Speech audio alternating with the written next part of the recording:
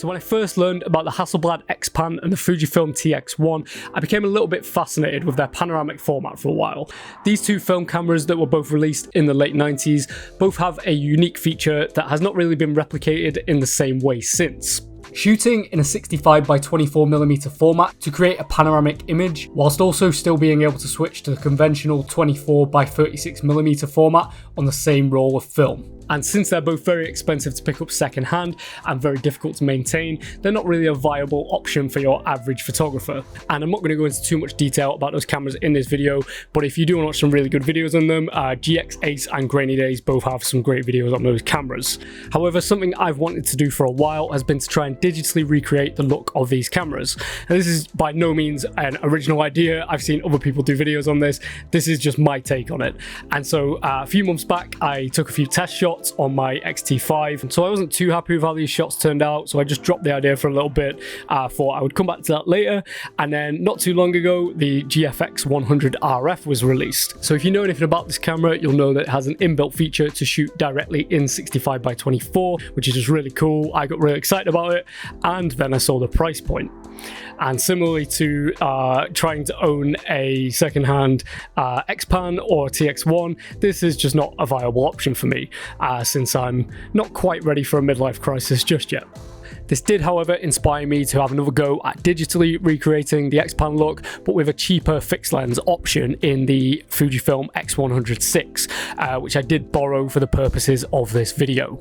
With the X100VI having a 40 megapixel sensor, when you crop down into the 65x24 format, you lose about 40% of the image quality, making it about 24 megapixels, which actually isn't too bad, especially if you're viewing it on social media or whatever. It really doesn't make too much of a difference.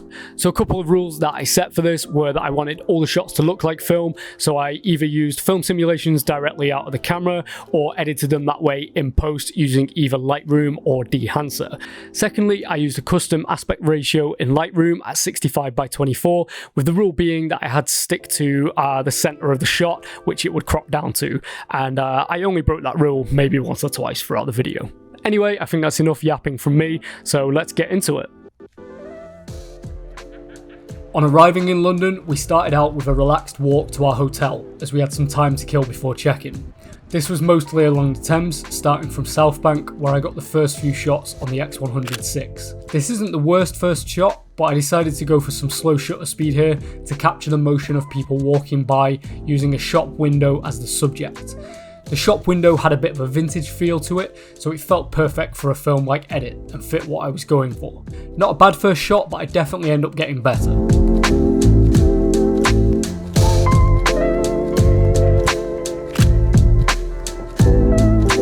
Of course, I had to get the classic shot of St. Paul's from the Millennium Bridge, and although these shots weren't any better than I'd got from this same spot before, I must admit the shot looks pretty cool in the panoramic format.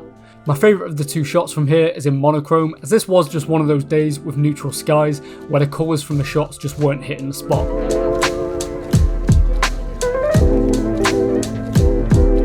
So after reaching the hotel, we weren't there long before heading back out. The main reason for this trip to London was to watch my favourite band, Crystal Lake, so I decided to bring the camera along with me. This was the first time on the trip we took the tube, which of course we'd end up doing a lot. Some of the best shots would be down there, but for the sake of pacing, and so you don't have to listen to me say, and then we got on the tube again every 2 minutes, all of my tube shots just get their own section this time.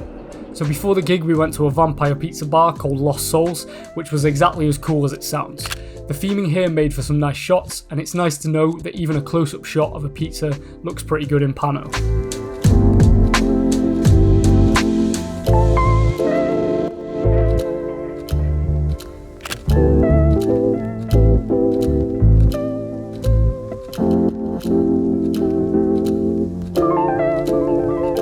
At the gig, I decided to play it safe and head up to the balcony for a decent view. And as much as I'd have loved to get some shots right from the middle of the pit, this was not my camera, so I chose the sensible option. Anyway, it turned out to be a solid choice as I was able to get some decent shots from this spot, as shown by the first couple during the opening bands.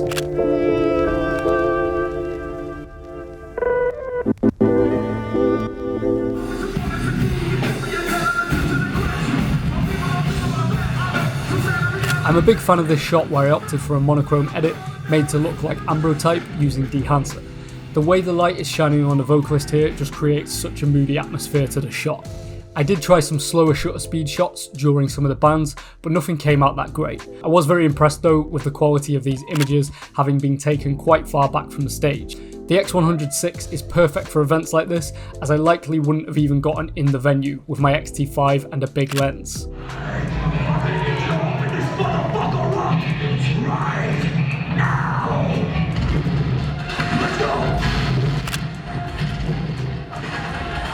During Crystal Lake, I did spend most of the time just enjoying the band, but I got some pretty sick atmospheric shots, with my personal favourites being the final two, where the vocalist made his way into the crowd. Cropping them down into 65x24 really worked here, as it just puts more focus on the centre of the frame and makes your subject stand out that much more. And if you are into heavier music at all, you should check out all of the bands that were playing this gig: Graphic Nature, Unity TX, Crystal Lake and Throne. I did get a couple of shots on the way back to the hotel, including the obligatory shot of a petrol station. I know this is more of a trope for actually shooting on film, but since this whole experiment was about trying to get the look of a specific film camera, why the hell not?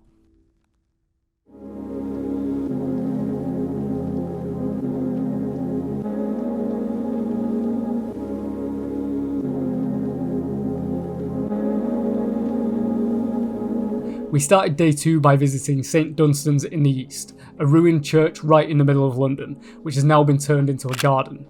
This peaceful location was a strange juxtaposition amongst the skyscrapers surrounding it, and made for some amazing shots, especially with the light shining through the trees onto sections of the church. It was a challenge here to try and visualise how the shots would turn out when cropping into 65x24, as this is a location that deserves to be viewed in a larger aspect ratio. However, I'm still pretty happy with how the shots turned out.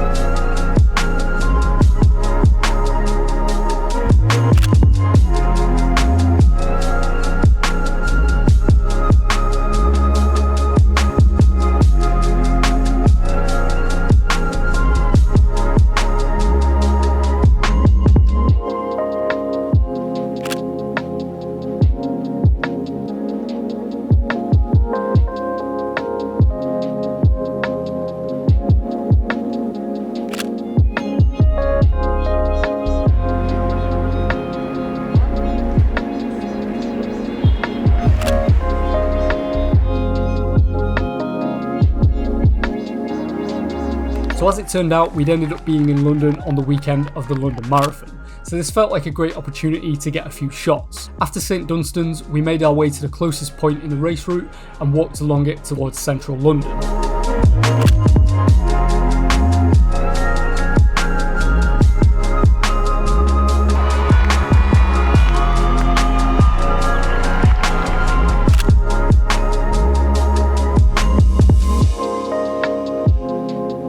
I did get a few shots of the runners here, but mostly focused on the crowds and anything that stood out as an interesting shot.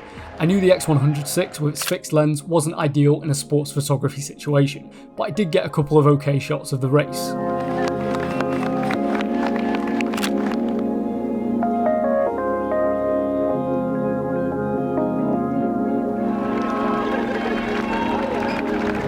The next stop was Camden, which was extremely busy with it being a Sunday. When it's this busy, I usually struggle a bit with street photography, as big crowds just don't appeal to me, but I did get one decent shot of a punk sat in the street who looked right at me as I took the shot. After exploring the markets a little and having some food, we carried on to our next stop. This brings us to the Victor Wynd Museum of Curiosities, Fine Art and Natural History, a small museum beneath an absinthe bar filled with oddities such as taxidermy, shrunken heads, and whatever this is. I love anything weird and niche like this, and it was perfect to get a few shots in pano.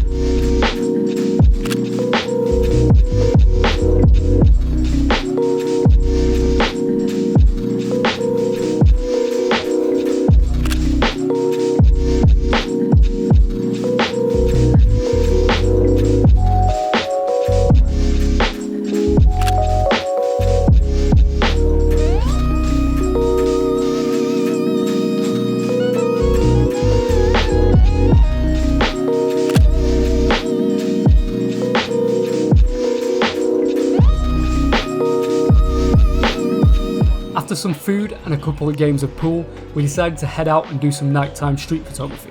Honestly though, I was pretty exhausted by this point, and so I only ended up getting a couple of decent shots, with this slow shutter shot of two people walking along Waterloo Bridge with the London skyline behind them being my favourite from the evening.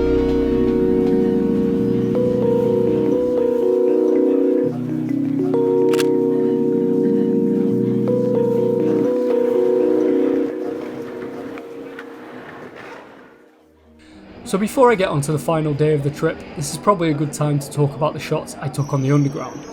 I tried to use reflections when on the tube quite often this time, taking some inspiration from a soul lighter book I picked up on the trip, aiming for a somewhat abstract style to my shots, which I think you can see in this shot where the woman in the reflection is also mirrored.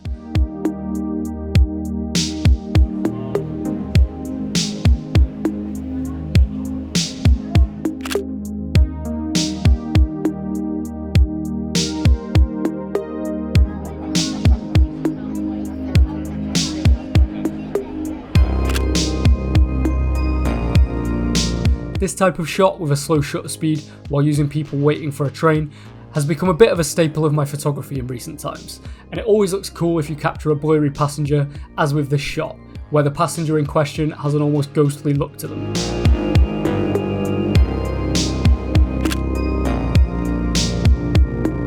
The last couple of shots on the tube really stood out to me. The combination of people in the window's reflection, along with subjects on the platform, create a double exposure look to the shots, and the motion blurred poster in this one makes it a pretty haunting image.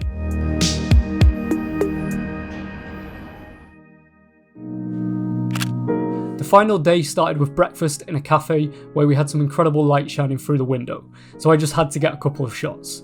We didn't really have much of a plan for this day other than to explore, so that's what we did. I know the whole accidentally Wes Anderson thing is a bit overdone these days, but this donut shop fit the aesthetic perfectly. I guess it's popular for a reason, and that's because it looks good, as do old video game consoles in a window apparently.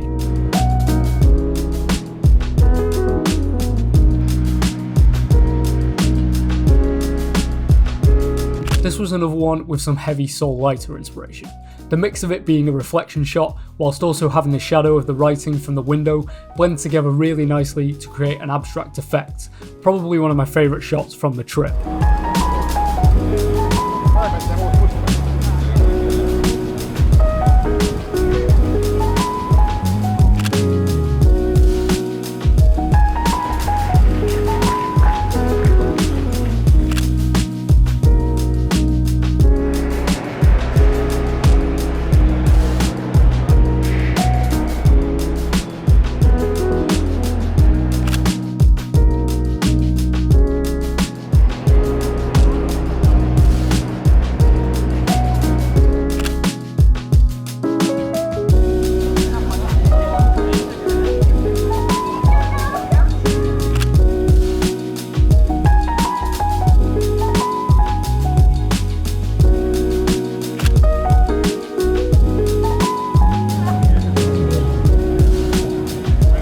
After a bit of tourist watching near Tower Bridge, we came across a skate park under a bridge covered in graffiti. I'm always a fan of skate parks for photography, so I made full use of this one being completely empty and got plenty of shots here.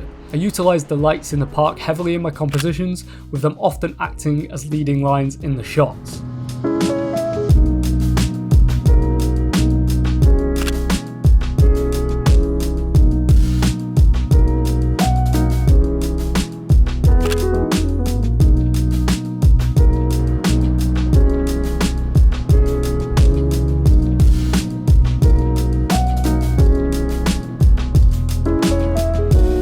After this, it was a good few hours before I shot again. We spent a lot of time relaxing in Hyde Park as it was a very hot day, and I wanted to focus more on some nighttime photography, having not done that much so far.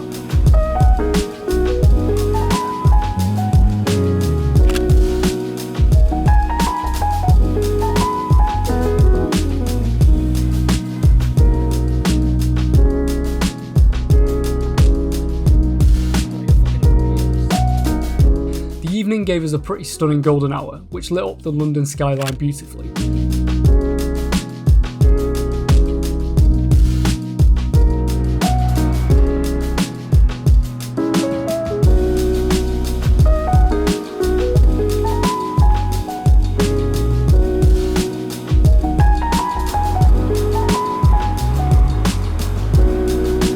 tried to get a few shots at the South Bank skate park the night before and just wasn't feeling them, but in the golden hour light I was feeling much more inspired.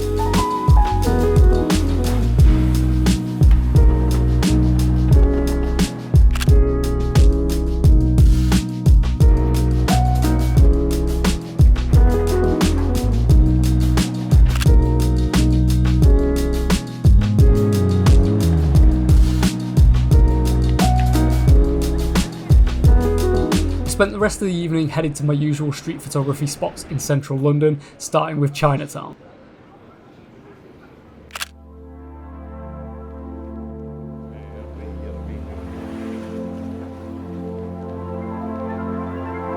I've got the same shot of this restaurant window before, and although it isn't the best I've taken of it, it's still a great shot. It's just a shame the window wasn't quite as steamy as I'd seen it before. I was mostly trying to find something different around Chinatown to what I'd shot before, and this reflection shot stood out as that, working especially well when cropped to the 65:24 ratio I was working with.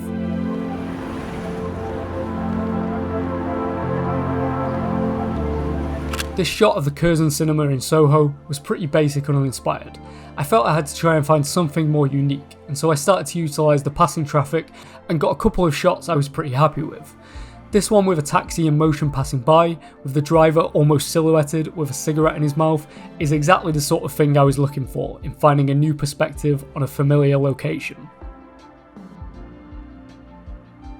I tried to do the same thing at Picture House Central, trying to find something different to what I'd shot here before, which previously had been face-on shots of the building, usually with passers-by in the shot. I decided to get up closer to the Neon Central cafe sign and use it to frame the top half of the shot, while framing the security guard inside in the lower half, creating a much more interesting image than what I've typically shot here. I followed this up by shooting from the side of the neon sign, creating a nice abstract effect, before finally taking a more generic shot of the building as this man was leaving. We ended both the night and the trip with a visit to NQ64, where I took the final few shots, before ending the night with a couple of beers and playing some old arcade games.